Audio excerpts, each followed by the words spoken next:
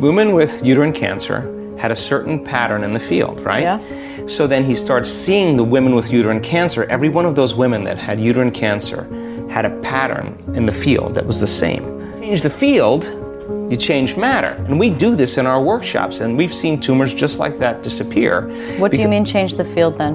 Okay, so there's only two components, according to the research, that shows how to change the field. Here's an example. They did an experiment where they took a group of people that were great healers.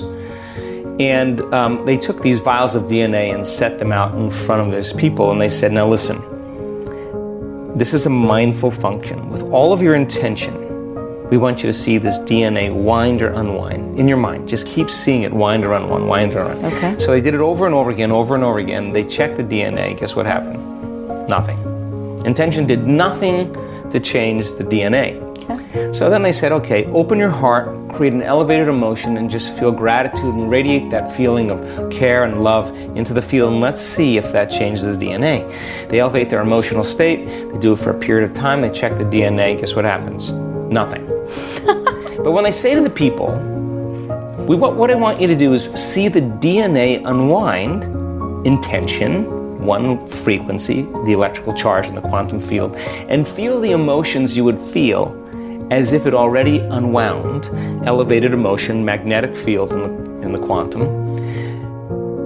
Over 20% of the DNA unwound at a remote location. So thought being the electrical charge in the quantum field, feelings being the magnetic charge, how you think and how you feel broadcasts a field. So now, not just any type of field is going to do that.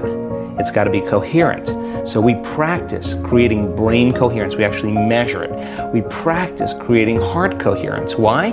Because once energy moves right up in here, and you can change resentment or frustration or impatience to joy, to freedom, to gratitude, and we're measuring to see if you're doing it. I could say to you, Danica, you're doing it, or I could say, not there yet, got to keep going. How do you measure it then? Just maybe as a side note? It's called a HRV, heart rate variability monitor. We put electrodes and we actually see where we clip things to people's ears. Okay. So now when the heart starts regulating, it starts beating like a drum, and it starts to produce a measurable magnetic field that's up to 3 meters wide.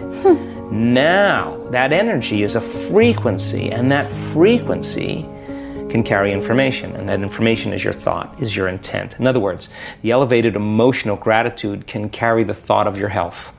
The emotion of suffering cannot carry the thought of your health. It carries a different set of thoughts. So you can think positively all you want, and if you're feeling miserable, your mind and body are in opposition. So we teach people how to put these two coherent signatures together. The thought sending the signal out, the feeling drawing the event back. But the more coherent, the more organized the signal, the more connection you have to the field. By organized, do you mean concise about what you want, or do you mean like just being good at it? No, like rhythmic. So coherence is a synchronization. As an example, when people are under the gun of the fight or flight nervous system, they're living by the hormones of stress, the arousal of those chemicals drives the brain into a faster brain frequency called high beta brainwaves. In high beta, the arousal, you're in survival. What you're trying to do now is control and predict everything in your life. And so you start thinking about your boss, your coworker, your boyfriend. You start thinking about groceries. You start thinking about where you have to go, all the things you have to do, finances. And every one of those things, elements, people, places, has a neurological network in your brain. So as you shift your attention very quickly, you're activating those circuits, and like a lightning storm in the clouds, your brain starts firing very incoherently. And when your brain's incoherent, you're incoherent. At the same time, you're stepping on the gas, your heart's racing because of survival. You're stepping on the brake, like I can't throttle my coworker even though I want to. So you can't fight, and so now the heart starts beating incoherently. So how do we reverse that? So we teach people how to create more order in their brain. And there's a formula that we practice, and when they do it right, the brain starts getting very organized. Those different compartments that were subdivided start to synchronize. There's a rhythm even to the firing. Oh, there's like we have unbelievable measurements of rhythm. So now think about it. So now, all of a sudden those different communities of neurons that were out of sync start synchronizing, and what syncs in the brain links in the brain. And all of a sudden you start seeing more and more neurons start dancing to the same rhythm. They start synchronizing like a symphony. And when that starts to happen, when they start getting more organized, if you think about coherence like a group of people clapping in an audience. Say there's 1,000 people, and you say normal coherence for an average human being would be every fifth person in the audience clapping at the same time. Right.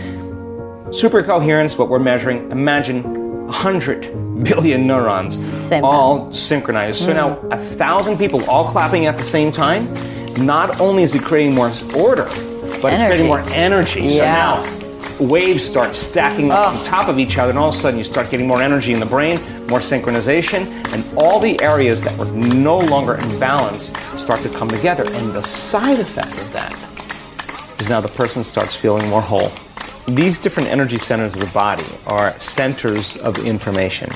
They have their own frequency, they have their own energy, they have their own little individual brains. Believe it or not, they have their own hormones, their own chemicals. Wow. You can measure that they have different hormones? Oh, absolutely. Each energy center? Every one. And there are 7? There's 7, yeah. Well, there's 8, but 7 ones in the body.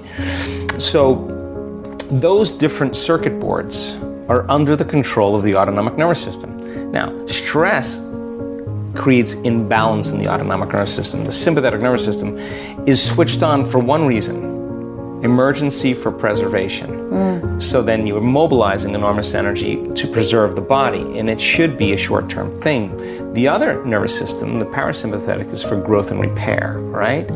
So some people spend the majority of their time living in that high frequency of stress. So then teaching people then how to make a move from that sympathetic system into the parasympathetic system means they have to practice on a daily basis certain fundamental principles. And for me, I think that, more and more people are doing it.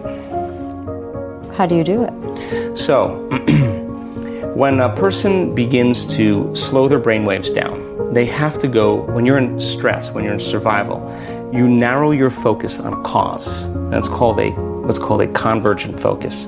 So now you're blessing the energy centers of the body. They're under the control of the autonomic nervous system. And when the autonomic nervous system moves out of balance, the brain moves out of balance, right?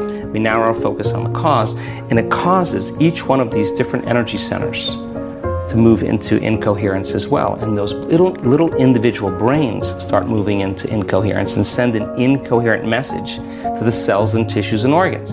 Hormones then become downregulated, and the body starts moving out of balance. So when we bless the energy centers, or we reprogram these energy centers, 2 things has to happen.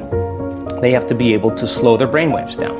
They have to get out of that high beta state. And the way we do it is to go from a narrow focus to a broad focus. When you open your focus, when you open your awareness, that's what creates coherence in the brain, because you're going against that habit of putting your attention on matter.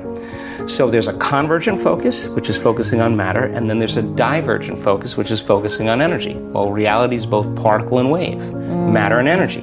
So if a person can slow their brainwaves down from beta brainwaves to alpha brainwaves, now they're starting to fall out of their thinking brain right into the home of the autonomic nervous system. If the person can't change their brainwaves, it'll never work, because they're in their neocortex in their thinking mind, right? So that's one thing that has to happen. The second thing that has to happen is that they have to practice both a convergent focus and a divergent focus. Now, so by the convergent, you're focusing on, let's say I'm going to focus on this energy center, right? And then you move your focus to another energy center. Well, first you focus on that energy center, that's particle, and then you focus on the space around it, that's wave. And so when you open your awareness, and you're able to do that, and you're in your autonomic nervous system, you can put an intention there, which will create more balance in estrogen, more balance in your sexual organs.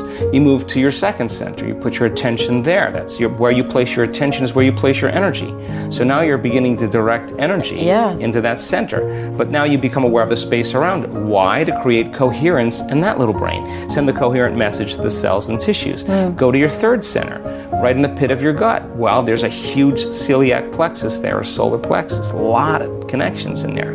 So now put your attention. That's a big one. That's a big one. Always getting a lot of signs there. Yeah. Here and here. Yeah. Heart and solar plexus. Yeah, those are big ones. And you tune into that energy. Then you put your attention in your heart. It has its own individual brain. Yeah. And when you make energy here, when energy finally arrives here, guess where it goes automatically? Straight up. We've measured it. So now once you start opening your heart, you get more energy in your heart, you get more energy in your brain. Got it. Short on time, just go straight to the heart. That's why we do it. That's exactly why we open the heart. So it creates a field and it begins to drive energy of the brain. So now that energy is going to cause the person to have a different consciousness, a different thought pattern, right? And now they're going to be thinking possibility, because in survival, the first 3 ones are all about survival. Yeah. It's really not a creative process of creating from mind. It's more about a more primitive, humanistic part of us, animal part of us. So then there's the thyroid plexus, the pineal gland, the pituitary gland. So we've seen when people create coherence in each one of these energy centers, and they do it properly, they know how to change their brainwaves. They get into the operating system. They can master convergent and divergent focus. They're no longer living just this way. They've practiced opening their awareness and focus on energy, becoming conscious of it. And as these brains become more coherent and they start producing different signals to hormones and chemicals and to different glands in the body, that's what's being upregulated to make different expressions.